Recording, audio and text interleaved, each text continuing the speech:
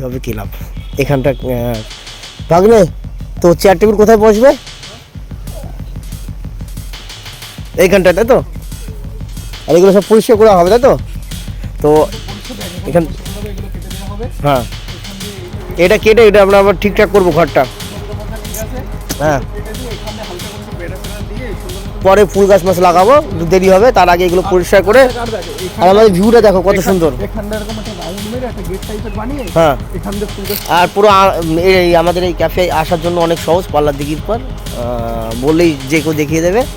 আর দিঘিতে এখন একটু জল কম আছে, তবু অনেক জল, যারা এসে স্নান ম্যান করতে চাবে স্নান করতে পারবে। তো আমাদের এই ভিউটা দেখো কত সুন্দর।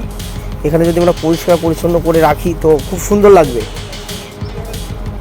কেমন লাগবে সেটা একবার কমেন্ট করে জানাও। কারা কারা মানে আসতে চাচ্ছ আমাদের এই ক্যাফেতে, তো কমেন্ট করে জানাও।